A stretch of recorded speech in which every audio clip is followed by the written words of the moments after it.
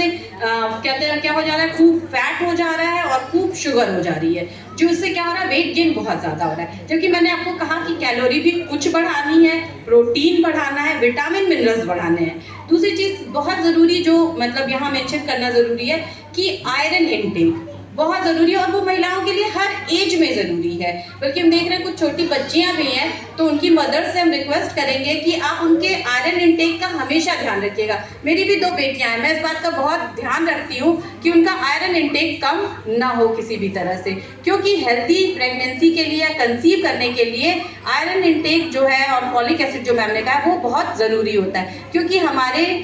देश में आज भी एनीमिया बहुत ज़्यादा प्रेवलेंट है, यानी रक्त की कमी जो होती है, रक्ताल्पता जिसको कहा जाता है, वो बहुत ज़्यादा पाया जाता है। और वो जो है वो मतलब अगर ड्यूरिंग प्रेगनेंसी भी प्रॉब्लम है और पोस्ट प्रेगनेंसी भी उसकी वजह से प्रॉब्लम, और प्री प्रेगनेंसी तो प्रॉब्लम है ही, क्योंकि ज़्यादातर लड़कियां जो है वो एनीमिक होती हैं। हीमोग्लोबिन किसी का भी 14 बहुत मुश्किल से मिलता है, ज़्यादातर 7 से 11 के बीच में ही ज़्यादातर जो है वो, हम लोग बहुत ज़्यादा उस पर काम करते हैं क्योंकि इसलिए हम लोग को पता है।